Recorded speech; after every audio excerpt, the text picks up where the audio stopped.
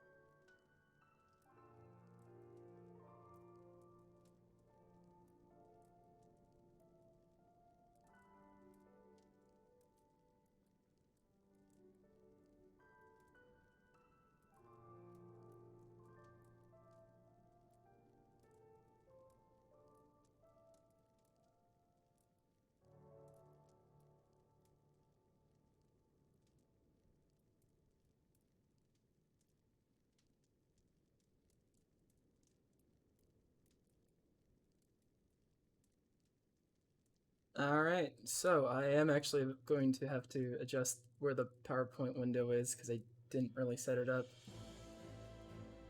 Everyone, please let me know if the music is too loud or if there's any other problems.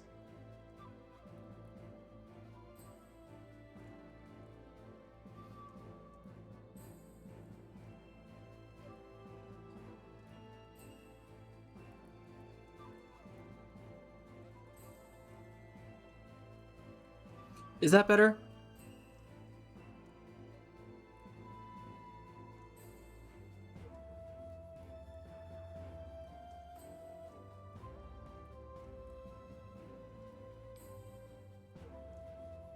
All right, and I'll turn the music down a little bit too so it doesn't totally eclipse me.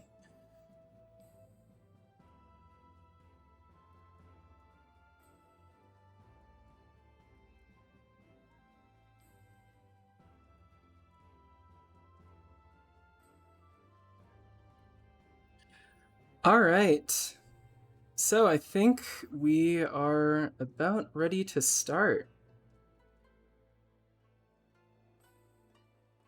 Hello, everyone. If you've come here for the Nhaama's Children panel, you've come to the right place. So, to introduce myself, I am Gale Roar. You can find me on Twitter, Discord, now Twitch, even though this is really my first stream, and YouTube. I will try to upload this VOD on YouTube if I can figure that stuff out.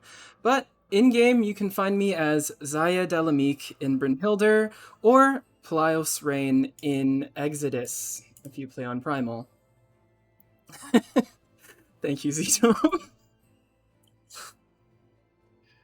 So, let's begin with who are the Xaela?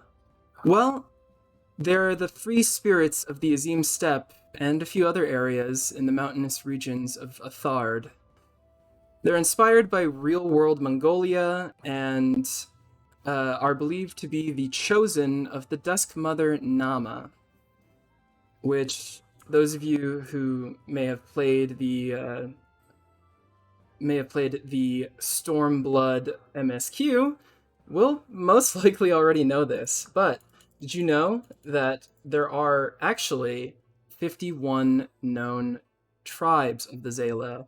Although, in actuality, there are 53 documented ones, but it's not really known why exactly it's stated that there's only 51, but I think that's because some of them, I think two of them are destroyed.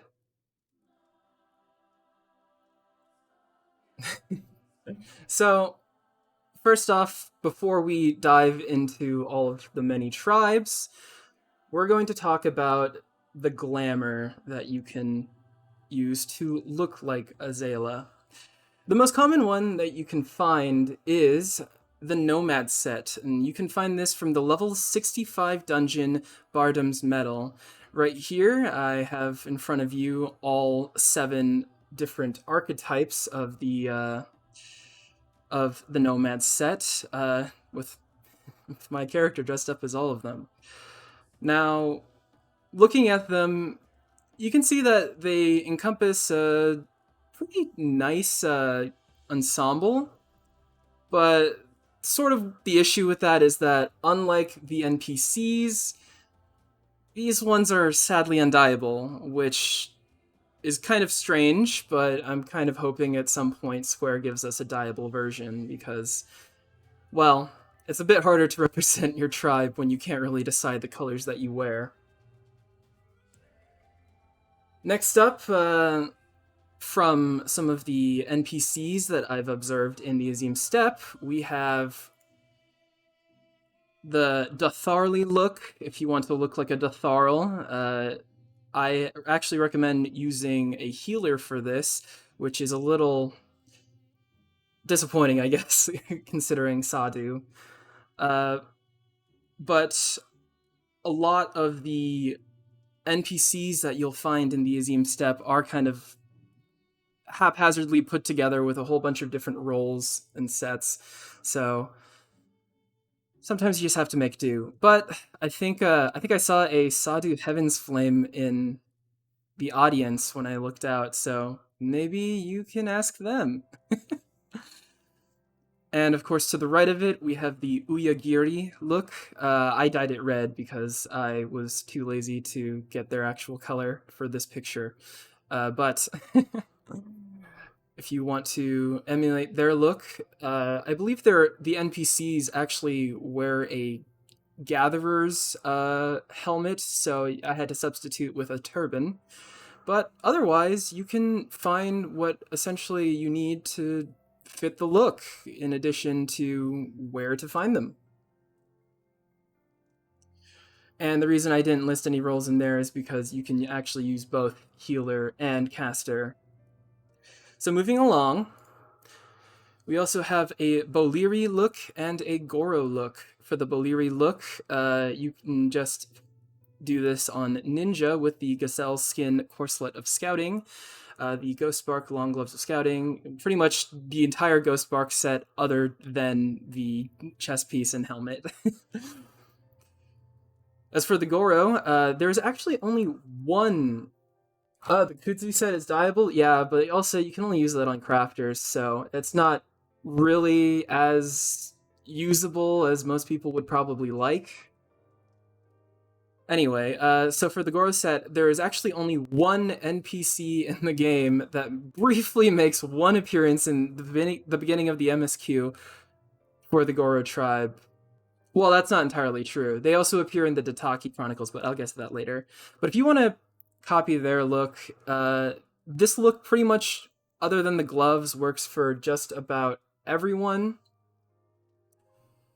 However, the gloves will only be able to be used by, I believe that's blacksmith. But otherwise, if you are part of the Goro tribe, you can emulate that look pretty well, and it actually looks pretty nice. More details on what they're about later.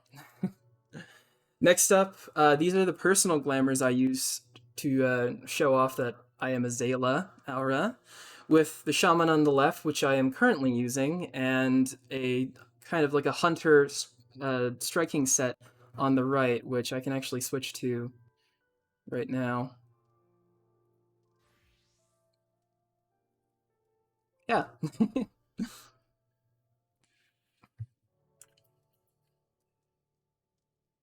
All right, so continuing on, if you guys need any of this, I will be again uploading this VOD to YouTube. So make sure if you really want this information, check out my YouTube channel. So, ooh, good transition. With the tribes appearing in game, we will begin with the Adarkim. The Adarkim are the largest of the Xaela tribes, and while they aren't the most skilled at battle, their tactics involve overwhelming other tribes with numbers in hopes of basically taking over the survivors of the tribes to replenish their own ranks. The Adarkim, this Adarkim warrior here appears in the quest Purple Rain, which is not to be confused with the fate Purple Rain, which Koji Fox why. And they're also briefly mentioned in the side quest Merchant for a Day, with one of the books that you offer a customer being a Darkham Tactics Advanced Edition, which is a nice play on Final Fantasy Tactics Advanced. If you want to emulate their look, you can use the Rotano blue dye. Next up after that is the Bolir tribe. This is a small tribe that lives by collecting the dung of the beastkin herds which roam the steppes. This dung is then dried and turned into charcoal in temporary kilns. It's sold to other tribes, though while it doesn't really say where, you can, if you've done Stormblood, you pretty much can guess that it's probably Reunion. This Bolir girl, the Pooh tribe, no. This Bolir girl appears in the quest Stranger Danger, and while we don't really have any adult members of the tribe that appear in game, this is the one that we could find. And if you want to, if you want to if you want to emulate this look, then Loam Brown Dye is your friend. Next up, we have the Butaga. These guys have appeared in the MSQ. Many of you would know this tribe as the one that's really into Hien. And well, the reason for that is because they are an all-male tribe that only increases their rank through battles and kidnapping. And so they formed a pact with the Oranir, believing that an alliance with the preeminent tribe would see their numbers swell, which is why you can find them in the Dawn Throne. If you want to emulate their look, you can look no further than using the Fair Joy, which you can get from the Mog Station, I believe. And if you dye it Nafaka Green, you will fit that look. Disclaimer, though, that it will not work for female members because it's a different outfit. But you wouldn't really be in the tribe anyway if you were female, so... Next up, so before we continue, I will say that this does have some minor spoilers for the Warrior questline in Stormblood, but it won't cover any specific events, so it really just covers that, hey, this tribe appears.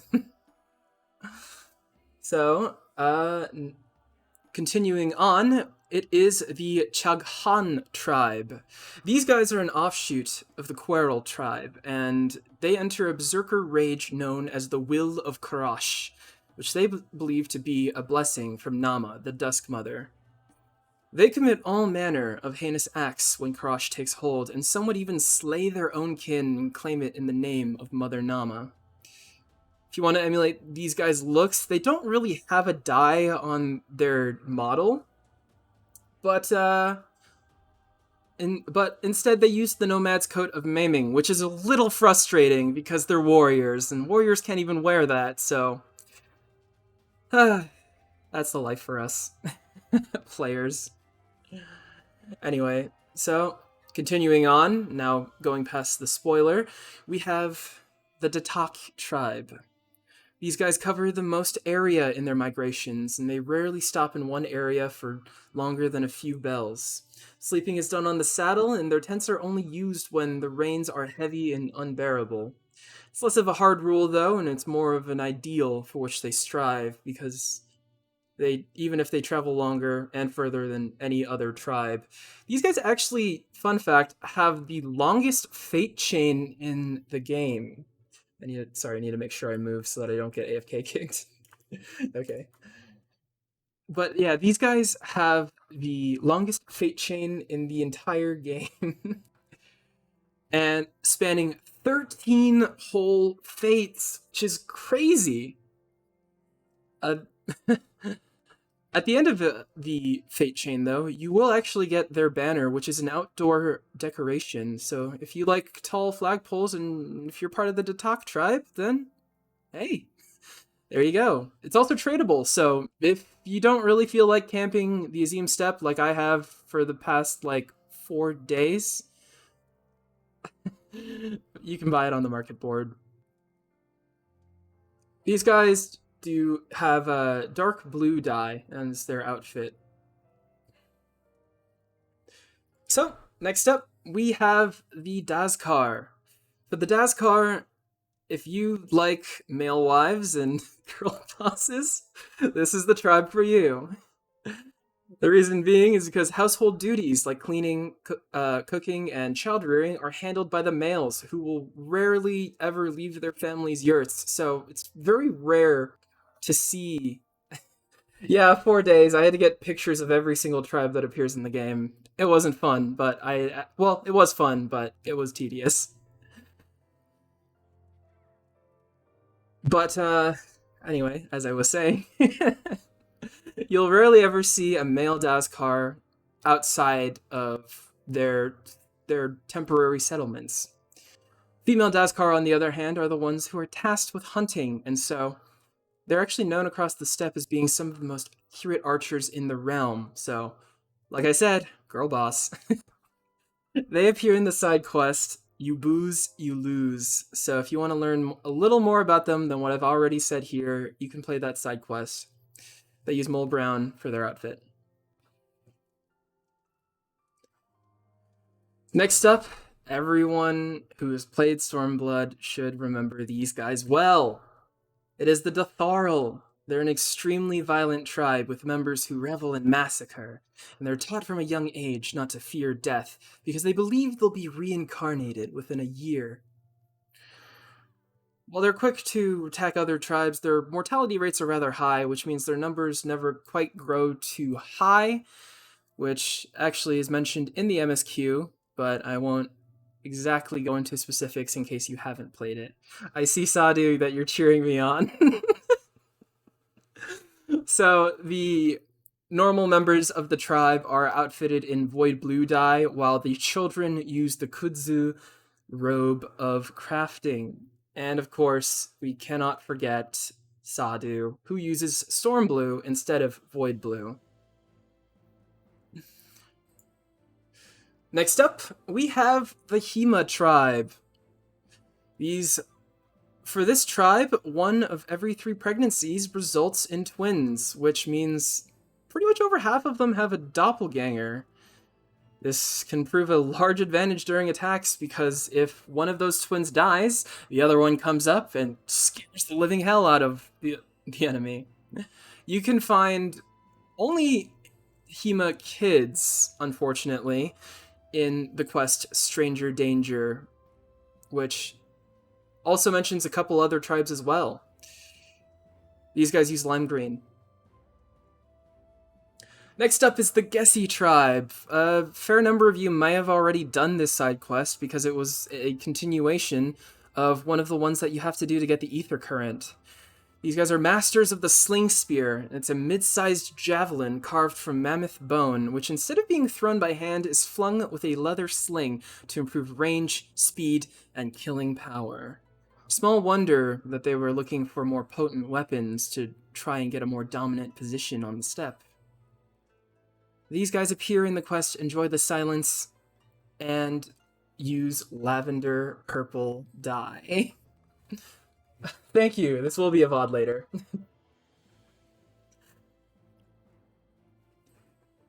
Next up, we have the Garl tribe. These guys aren't actually mentioned by name in the game, but from the research I did, it was a pretty safe bet to say that these are probably the Garl. Before each migration, they fill a sacred urn with the soil of the place that they just camped. The soil is then dumped upon arriving at the next location, which has been carried out for thousands of years, which means that the steppe is most likely now all of one soil. These guys are the ones who set the soil ready for the Nadam. And if you don't know what that is, keep playing, get to Stormblood. These guys use Snow White dye. Next up is the Goro tribe. So as I mentioned before, this is the most prominent one that everyone will have seen if they've gotten to Stormblood, because it's the only one that appears in the MSQ, though he's not really named.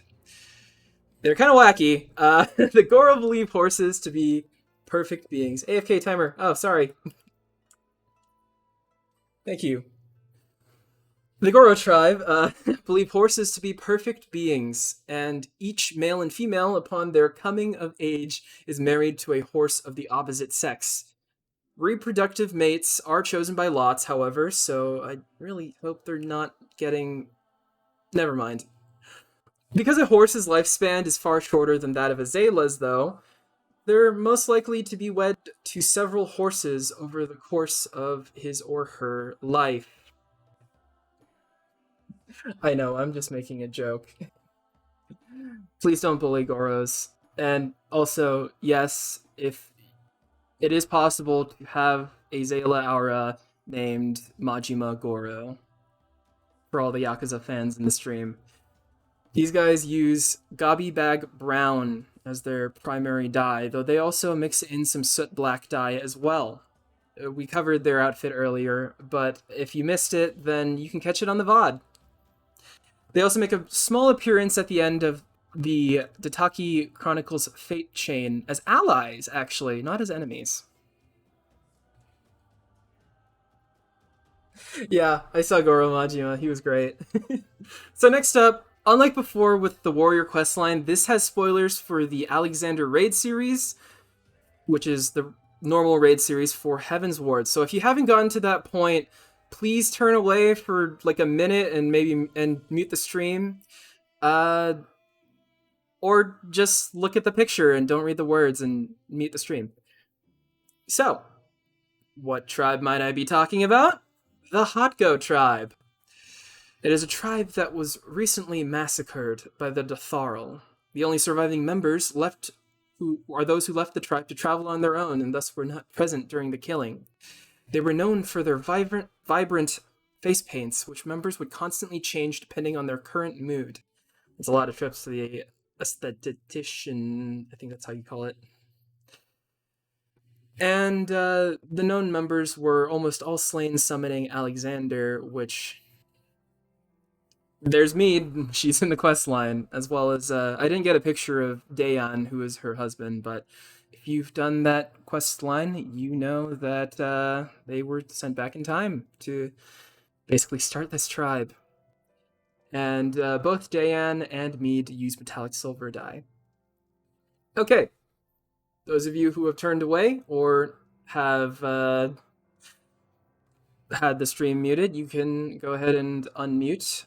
Which brings us to the Cockhole tribe. I think I actually saw a couple, or at least one Cockhole member out in the line when I was out there.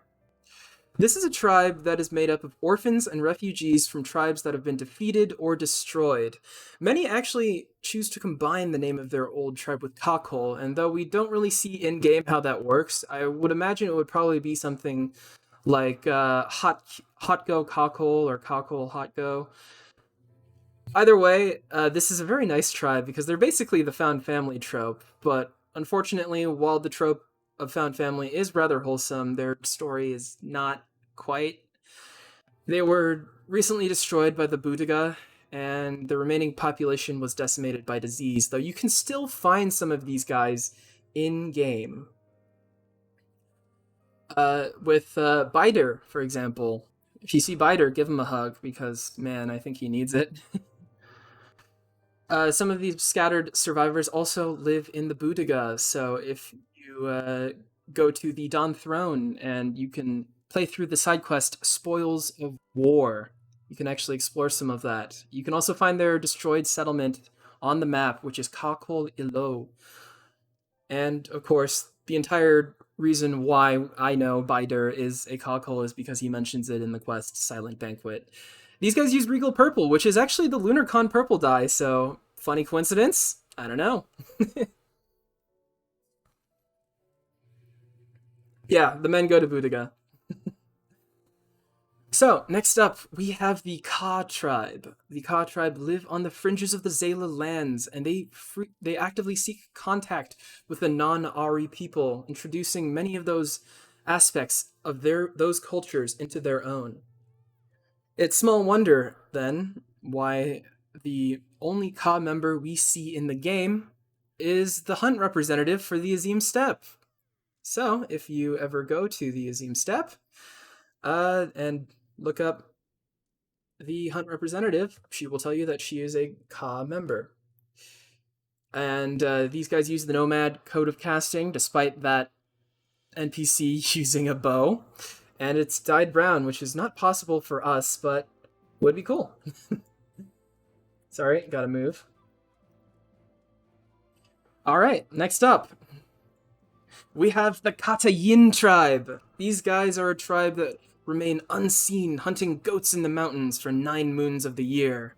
Those remaining 3 they spend in the foot of the Great North Range, where they survive off of the dried meat that they stalked.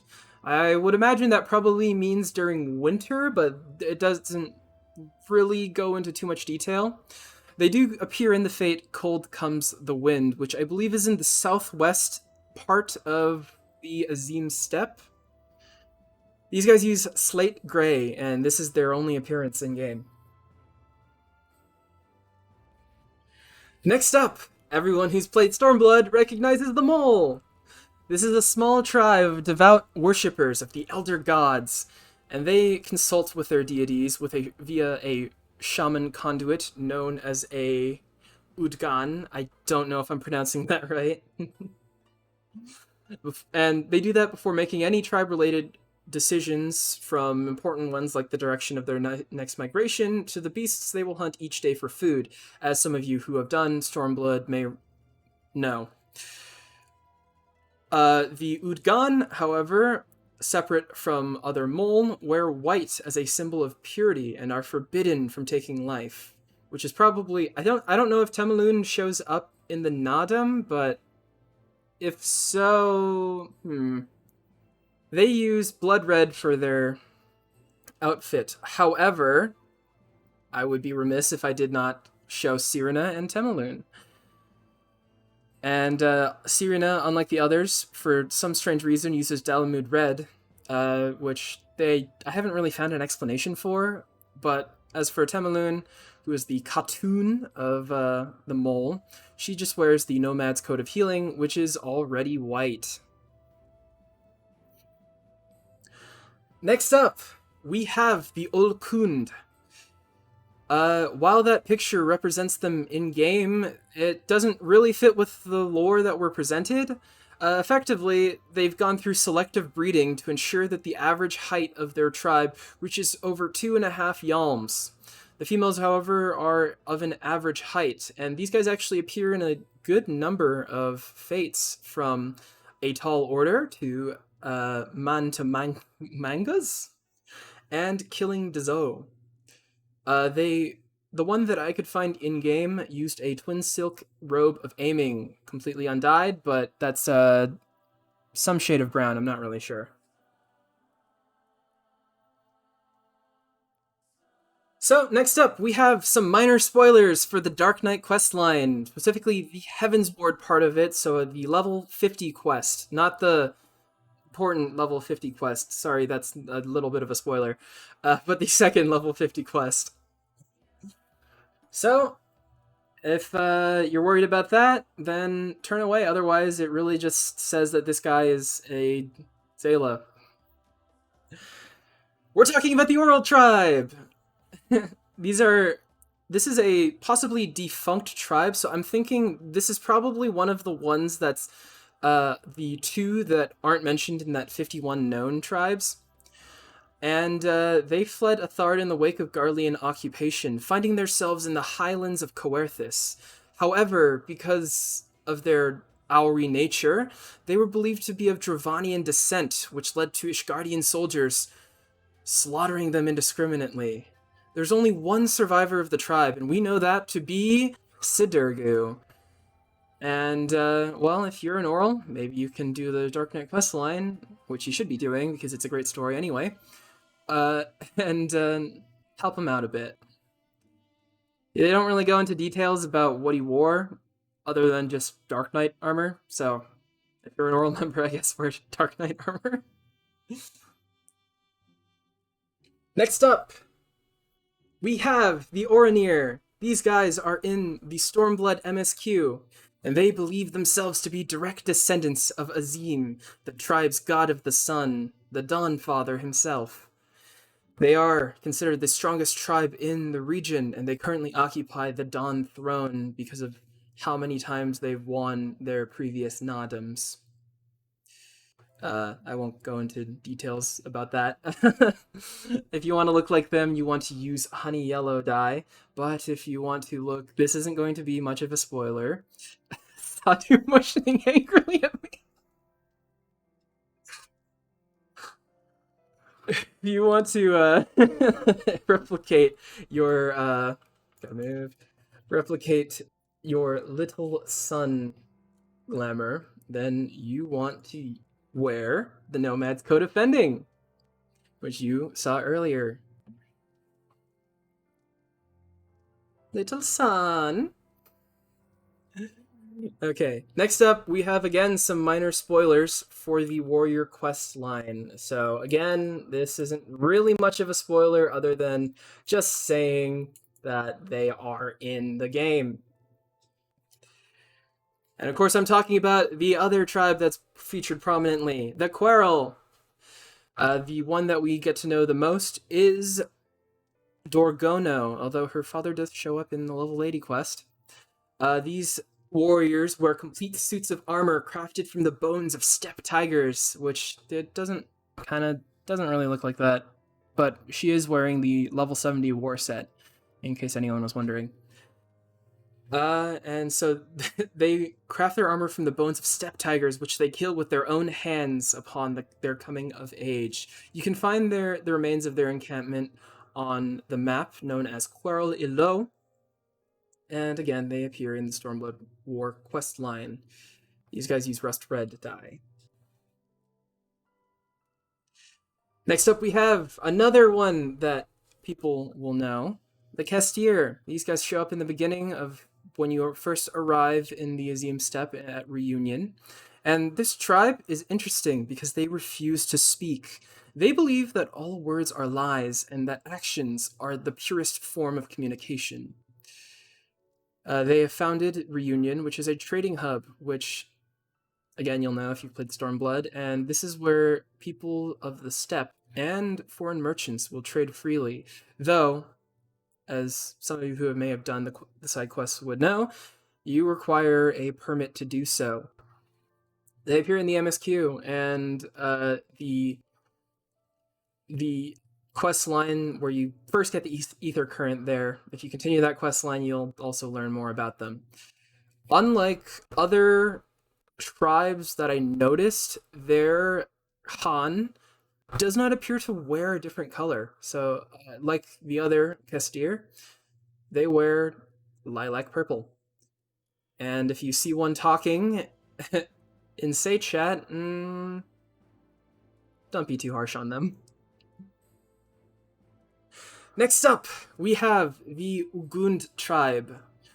When members of this tribe die, their heads are removed from their bodies and they're placed in a jar of fermented goat milk, which is really metal! Once the liquid has been drunk by the head, in other words, evaporated, the head is then buried under an anthill so that the tiny workers can carry the spirit to the afterlife. The journey is thought to be a terrible one, with ghosts of the damned. So ensuring the spirit is drunk with that fermented goat milk eases that journey, and that fermented goat milk is actually a thing in real life, by the way. From Mongolia, it's known as kumis, and I believe it's also mentioned a couple times in the overworld as well. Their only appearance is in the Fate, the Dataki Chronicles Desperation, which I had a really hard time spawning on my own to get this image. But if you want to look like them, which I actually modeled, this is what I modeled my Hunter Glamour on. You would use the Merid Leather Hood of Striking and the True Griffin chest piece of Striking. I haven't found anything aiming-wise that would kind of suit this look, but maybe you can do better than me. Next up, and I believe this is the last of the ones that appear in-game. Oh, no, it's not. We have the Ura tribe. This tribe is one of the few that, instead of hunting, mines the precious ores of the peaks, and trades them with the Steppe tribes for food. I think probably at Reunion, although I haven't seen any specific mention of the Ura at Reunion. They appear in the Fate Rock for Food, where they're seen assaulting a mole. Yeah, I know. Dalamik doesn't show up either. I also cry about that. The Woad Skywiki fur is what you want to emulate this look, which you can get, I believe it's in the level 53 Heavensward dungeon. Next up, I believe this is actually the last one. This is the Uyagir tribe. These guys actually have a spot in the overworld, which lets you know about a little more about them than most of the other tribes. They're one of a handful of Xaela tribes that have given up the nomadic lifestyle, taking up settlement in a system of limestone caves, which are believed to be dug by a race of giant oliphant-like beetles. I wasn't really sure what that meant, because the only ones that I could really find in there were the Matangas. And they believe that these Matangas were placed on the land by the gods to punish the elder tribes that had grown too greedy. The base description doesn't really go into detail about this greed, but if you do the side quest, Spelunker of Light, you'll find out that the reason is because they used a lot of that cave's high-quality minerals to mass produce and sell arrowheads, which put them ahead of the curve at Reunion. Again, you can find these guys in the overworld, and I believe they're in the caves on the left. There's also the Uyagir Caves, which is a location in the on the map, though they don't really live there anymore for the reasons I just talked about. Endwalker enemy, maybe. Yeah, isn't the Matanga tribe coming in Endwalker? Maybe we gotta be scared of them, but maybe we don't have to worry if we're Uyagir. Or, not Uyagir, I mean. If you want to emulate their look, I showed off the Glamour set in the beginning, but the color to use is pastel green. Ah, I'm AFK. Thank you. Alright. Next up, we are going to dive into the discovered tribes that are not present in the game. I unfortunately don't have too many visuals for this, but because, well, they don't appear in the game. But the nice part about having a tribe that isn't in the game is that you can kind of create your own headcanon around it until, of course, we get more Aura content, which, please give us more Xaela content. So, the first one that doesn't appear in the game is the Angura tribe. This is a small tribe that mostly keeps to the mountainous region of northeastern Athard. The glare reflected by the everlasting glaciers upon which they travel has rendered their tribe's skin color a deep, rusty tone. After that, we have the Arulak, which were thought to be lost 200 years ago. Maybe this is the other two of the two that we don't know about. They were recently discovered again, living in a secluded valley in the mountainous north. Bunny suits for all. I mean, hey, we can write our own lore. Next up, we have the Avagnar tribe. We actually have some people in the Shenefsi that are Avagnar. And I think I actually saw some out in the audience, too. Though these guys have been defeated and absorbed by the Adarkim, several of the Proud Tribe's members still secretly use its ancestral name, knowing that it could mean death if they are discovered. So what does that mean as an Avagnar that's left the Azim Steppe?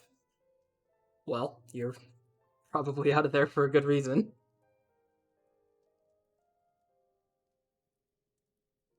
Next up, we have the Byron tribe. This is a middle-sized tribe of the southern deserts and masters of survival in the driest of climates. Why does that say climes? I guess that was a typo. The Byron are all trained from a very young age to collect and drink their own bodily fluids, allowing them the ability to venture deep into places no other tribe will. They are basically Bear Grylls as a Xaela tribe. Oh. I see someone in the chat saying that they have an actual, or they have a Xaela who does not have a tribe name. We'll actually go into that at the end of this. Next up, we have the Bayou tribe. This is a tribe of the steppes' western edges. Women of the Bayou tribe will traditionally take several husbands, as did the tribe's founding matron 2,000 years ago. So they are the reverse harem tribe. They're briefly referenced in the quest Stranger Danger, but they do not make an appearance, so we have really nothing to go off of. P tribe. Yeah, I guess they would go with the Bolier tribe rather well. Next up, we have the Borlak tribe. This is a tribe of all women. While breeding with men from other tribes is allowed, if a male is born into the tribe, he is given up within a year of birth, which kind of goes into the Kakol tribe, as well as one of the other tribes that will be mentioned later. It is just a harem, I know. The Dalamik tribe. I am biased because I really like the Dalamik tribe. This is one of a few Xaela tribes which has abandoned the nomadic lifestyle and built a small village on an islet in the middle of a 2-malm wide span of the Great Inner River. It is said that they once worshipped the now fallen lesser moon Dalamud, which, if you're a Dalamik warrior of light like me, you can probably say that you went to investigate that after the calamity. Yeah, Dalamik represent! Woo! Next up, we have the Doro tribe. This is an elusive tribe that avoids contact with most other tribes. Lookouts are posted all about their camps with orders to flee given the moment that an outsider is spotted. They're notably absent, which is in line with their lore. But you can find their camp on the map Doro Ilo. This is also, if... Yeah, coils must have been awkward. The Doro tribe. This is notably where you can find the Namazu Beast Tribe quests. So, guess we kind of stole their home. Oops. Suffice to say, they don't actually appear in that quest line. I haven't actually done it, but I did look up all the cutscenes because I am lazy. And anyway. Next up, we have the Aegean tribe. This is a river tribe that chooses to swim from place to place rather than walk or take boats. Yeah, it was banned for a while. That's true. We didn't really steal it. It is said that members of the Aegean can hold their breaths for up to a quarter bell and will often migrate while almost completely submerged in order to avoid contact with hostile tribes. It kind of reminds me of when someone get like a bamboo shoot and like use that to breathe while moving under the water, but I'm sure that they probably are much better at holding their breath than needing to use that. They're actually mentioned in the Danshignadam frontline mode. If you've done your frontline roulettes, then you've probably done it. These guys are allied with the adders, so if you're searching for a color, maybe try yellow. They're also briefly referenced in the quest Merchant for a Day, which, again, like I said before with the Adarkim tribe, it is a book known as Swim Like an Aegean. I really hope that I'm pronouncing that right, too. Next up, we have the Genek. These guys are kind of cool because not only do they speak the standard language of most of the Xaela, they also have a complex system of whistles and clicks, which resemble the cloud and wavekin of the steppe. I really wish we knew more about them, but that's really cool. So, shout out to all the Genix in the audience and in the player base in general, really. Next up, we have the Harrigan tribe. The legends of this coastal tribe tell of a group of their ancestors who crafted a great ship and sailed out across the endless eastern ocean. The explorers are said to have returned with tales of a terrible land covered in massive gray monoliths and inhabited by fire-breathing steel demons, which I think is probably the Garleans. If not, I would be pretty interested in seeing where this goes. I see you waving to me.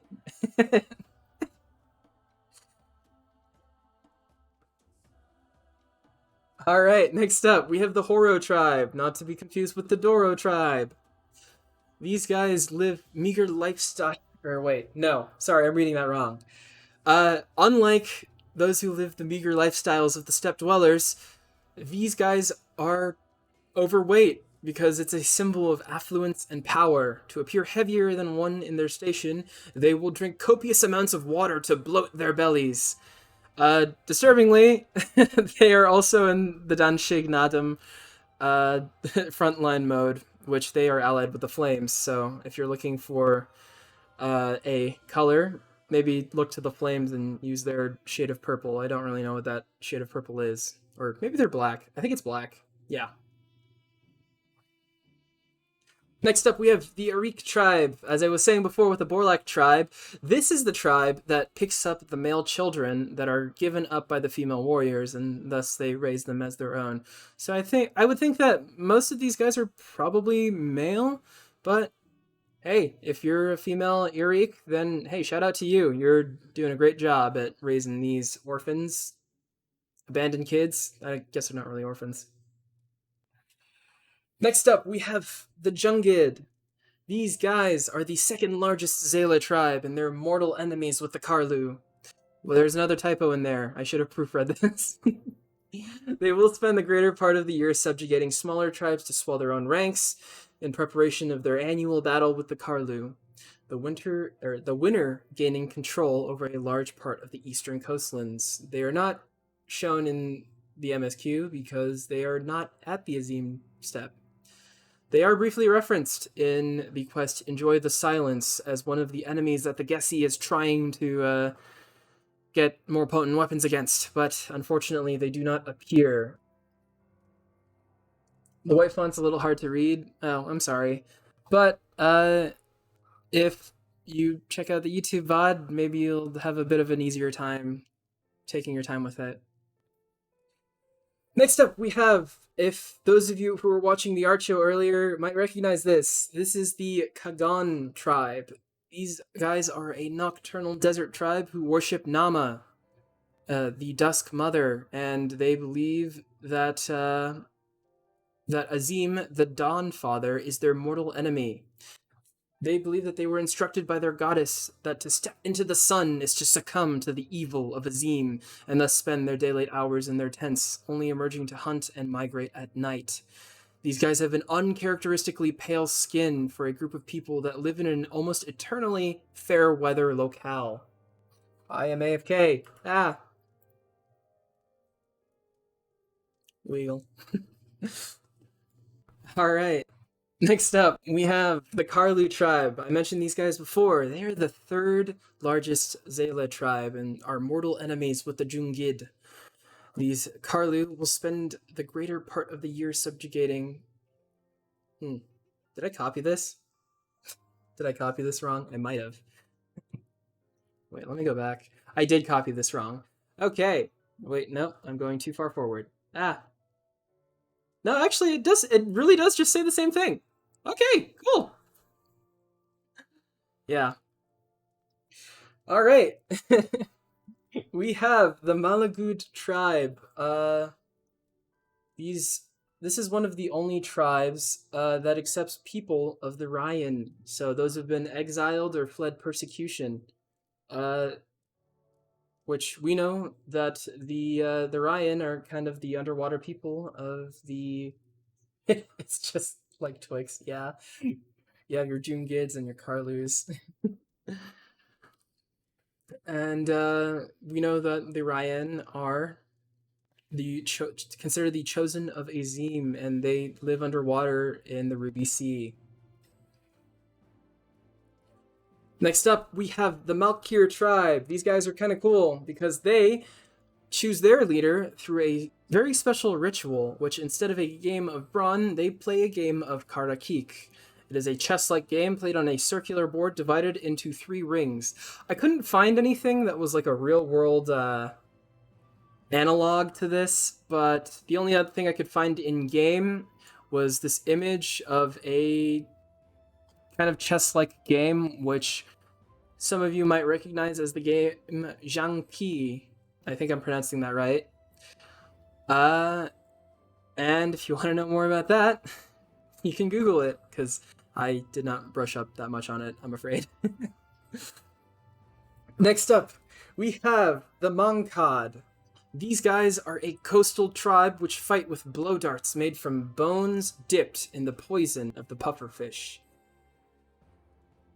They are so practiced with the pipe that they can disable a target from over 200 paces, which, if you've, again, played Stormblood, you don't know about this, but you've done something similar. Shout out to you, Giri. We also have the Mirkid tribe. These guys are a desert tribe which over the course of a year travel between over 100 secret buried caches of supplies restocked with each annual visit. So if you like geocaching, maybe be a Mirkid. Next up we have the Mox tribe. I think these guys are really cool. This is a tribe that's invisible because many of its members are actually spread out across many different tribes, which those tribes don't know about. Communication between its members is done on the rare occasion when 2 tribes meet, and they do an ancient set of hand signals, which are only recognizable by those who know what they are looking for, which is really cool. Next up, we have the Noikin tribe. These guys are master trainers of the wild horses which populate the majority of the steppe. It is said that the horse wives of the Noikin can break any beast if given but a week. Maybe they go hand in hand with the Goro tribe, but we actually don't see these guys in game, so we can really only speculate. Next up, we have the Orban tribe. These guys are really only known for the fact that they travel up and down the Great Inner River on boats woven from reeds and reinforced with scales from their own skin, which is actually really metal. And because they travel the Great Inner River, hey, maybe they do business with the Dalmik. If you're an Orban, shout out to you. They're mentioned in the Danshig Nadam frontline mode, and they are allied with the Maelstrom, so perhaps you want to use that those colors if you're looking for something to do. The Orok creates sleds made of reeds, which is kind of similar to the previous tribe, the Orban.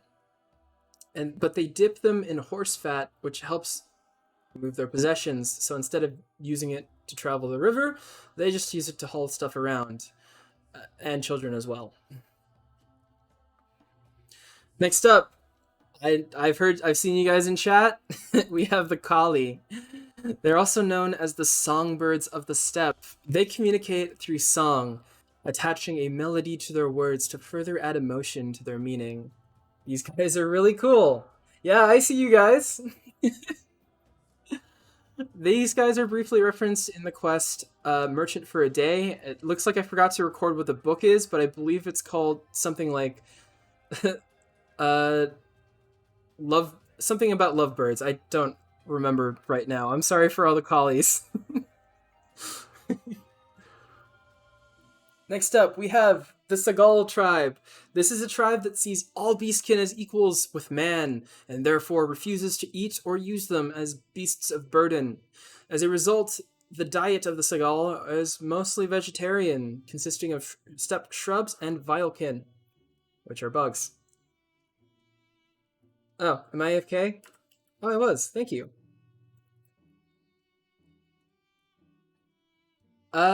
It's not really confirmed, but I kind of have a gut feeling that there's a couple people in Reunion that might be a part of this tribe, but I couldn't confirm it. So rather than give you misleading information, I just left that out. Next up, we have the Torgood tribe. These guys don't wear any clothes. They just cover their bodies in a white paint made from mud, lime, and bone meal. This paint helps to reflect the relentless desert sun. We don't see any of these guys in game, but if we did, If you're a Torgood, I don't know what to say. Be a nudist, yes, be a nudist. Next up, we have the Tumet tribe. These guys are, oh boy. These guys, their children, upon seeing their 10th summer, so when they reach the age of 10, are tied to a sacred tree while the remainder of the tribe packs up and moves to their next location. Their children, who manage to break free from those bonds, catch up with the tribe at that next location and are finally given a name and allowed into the tribe. They're briefly referenced in the quest Merchant for a Day, with their book being called A Beginner's Guide to Tumet Child Rearing, which is actually kind of disturbing.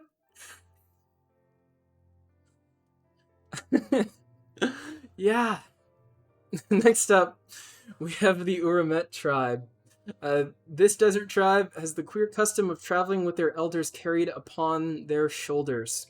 It's believed that in the flat deserts, this allows them the advantage of being able to see farther, which is also just a really touching image, actually. Like, they just carry their elders on their shoulders.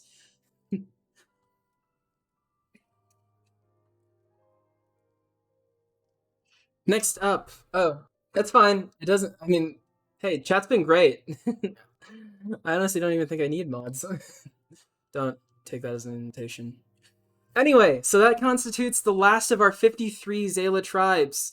However, we know that those tribes do not encompass every existing tribe, which leaves room for players to make your own. So that person in the chat, I'm sorry I don't remember your name, who said that they had a Xaela who was not part of a tribe.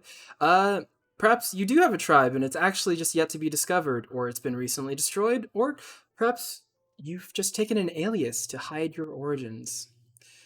The possibilities are limitless, so if you ever see someone out there who maybe doesn't have one of those 53, I see someone, Yohei Isuga, cheering me on.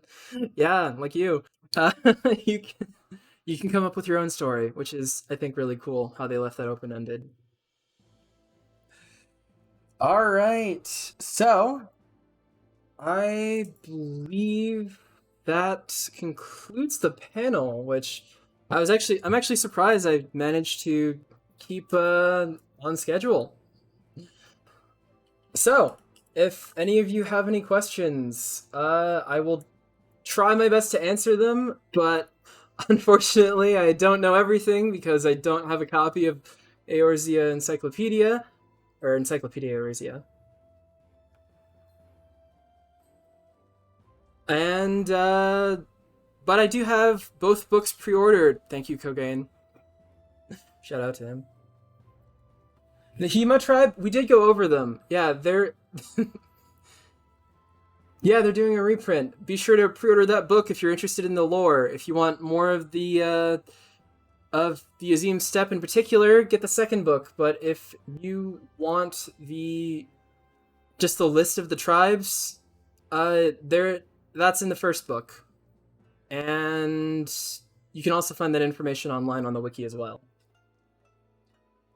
So, any questions? Which is my favorite tribe? Okay, like I said, I'm biased. I have to say Ptolemy because I just think the idea of a warrior of light who has to kind of come to terms with the whole formerly worshiping the lesser moon Dalamud, now accepting this role of being a warrior of light. One of the Aura retainers is implied to be a Kali. Oh, that's really cool. I actually didn't know that. Maybe I'll have to get a retainer Fantasia. You agree? Yeah, Dalamik represent. Yeah, he sings. Oh, man, yeah, no, I definitely have to get a retainer Fantasia then. That's really cool. Thank you for sharing that. So, we have about 3 minutes left in the panel. I don't want to keep you guys here because the skit contest is coming up. But yeah, if you have any more questions, I will answer them in the time that we have left. And again, as I said before, you can most likely find this VOD if I set things up correctly on Twitch, on YouTube. If not, I will probably make an edited version of this. As someone who uses the Adarkum tribe name and uses the max height for the player model, my question is this: is it possible to be born Adarkum without the blue skin they have? Oh, of course! Yeah, absolutely. Like, the Adarkum tribe in particular, too, is basically a whole bunch of tribes that they've defeated, so you don't have to have dark blue skin for that. I was just showing off some of the NPCs that appear in game, and you don't have to follow that. I think the only one that you would really have to follow is the I'm blanking on the name, but it's the one with the bronze skin and also the moon one, the Kagan, who have an uncharacteristically pale skin. Yes, it is painful, but it also means we hold all the lore power. So, if you would like to be creative, oh, if you would like to be creative about it, that's a great outlet. I see someone gave me a tell about hearing my thoughts on the tribe that they wrote up. Yeah, gladly. Please send it my way on Discord or Twitter or yeah, Discord or Twitter. Send it my way.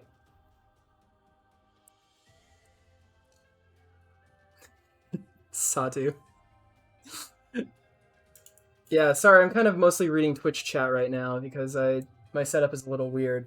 Adi Krog has some info on his Xaela tribe. Yeah, I actually haven't done that custom delivery client, so I don't know about it, but I think I remember seeing something about it. Okay, going on. I'm sorry, I'm missing some of you guys. So the soft skin on with says my tribe after egg laying would eat our mates. Is he true or is he messing with me? He is messing with you. Xaela, I don't think are born from eggs. At least I haven't found anything about it, which I guess kind of is a little disturbing when you think about like scales and stuff. Anyway, a question for two members of a tribe that marry slash fall in love slash whatever, would they have to take on a tribe name or decide on their child's last name? Well, I would think that with the nomadic lifestyle that they live, the child would probably go into the mother's tribe, uh, unless this was a couple that had managed to stay together, in which case they would probably leave the Azim Steppe at some point. What's your YouTube channel? It's this should be the same tag as my Twitch channel. I can link it in a second. I hope they don't codify anything for Kali. Yeah, yeah. I actually hope they don't really give too much about the Dalamik because then it makes me, it would make me kind of retcon a couple things in my headcanon. Would the Oranir tribe frown upon one of their medical experts caring for the injured of other tribes? That actually, if you do some of the side quests in the Azim Steppe, that kind of digs into it a little bit, with the Dotharl and the Oranir, though, if you basically to summarize it, they would have to do it in secret. What made me want to research the Xaela tribes in such depth? I think with a lot of Eastern fantasy, a lot of like Eastern fantasy focuses a lot on like Japanese and Chinese stuff, and so when I saw that like Mongolian stuff was represented, I thought that was really cool because a lot of like Mongolia and Southeast Asia and South Asia to a lesser extent isn't really that well covered in a lot of Eastern fantasy. So I thought that was really cool that they went so hard on this. How do you think tribes would take a member marrying outside their race, or would it depend on the tribe itself? It would actually depend on the tribe itself. Uh, I don't even know if they would really have marriages, actually, now that I think about it. But again, it's your headcanon with your tribe, so if they haven't been mentioned. Talks about some home issues that it was not say to spoil you. For the Tumet tribe, if a child gets lost and finds the tribe months later. We don't have any details about that, so really, if you're a Tumet tribe member, that's up to you to decide. I would say probably, because, I mean, but also it'd be kind of weird traveling around without a name. Yes, the art of Ogiaf of all the tribes. Please look that up if you have the time. It's so good. I think it's called 51 Scales. Definitely look that up because it's beautiful. And going through. Do you think it's possible future Xaela tribes might learn how to be samurai? Yeah, absolutely. I mean, we know that they have an alliance with Doma now, and so hey, things can spread. Uh, you can take inspo from Mongolian culture. Yeah, there's actually a lot of steppe food items that are based on IRL Mongolian food. Like booze is an actual Mongolian delicacy that you can get. Um, Based on the Orban lore, can we assume all Aura shed scales / they flake off? Yeah, most likely. I remember seeing something about like a conspiracy iceberg thing that was like, pulable aura.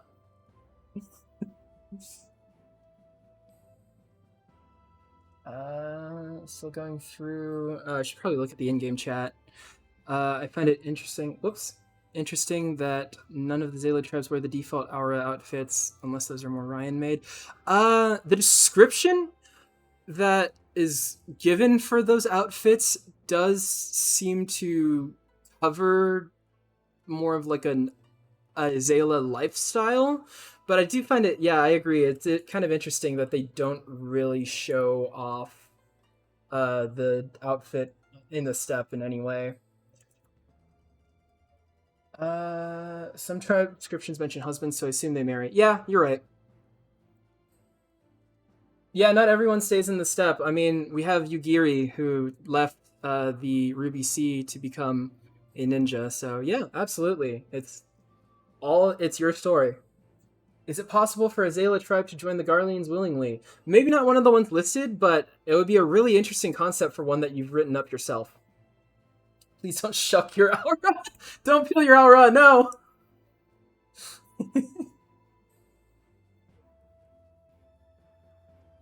Okay, I don't see any more questions unless I missed some.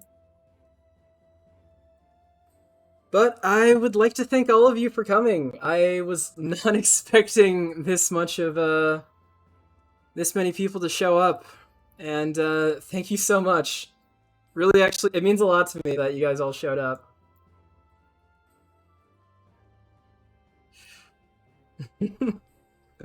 Thank you for coming, and I hope that all of you enjoy LunarCon. The skit contest should be going on right now, so if you guys want to head to that location, I think it's in Gridania, or just go to Shenstream. That's also a thing, or maybe I can raid Shenstream. No, you guys can find your way there. Yeah. Thank you for coming to the panel.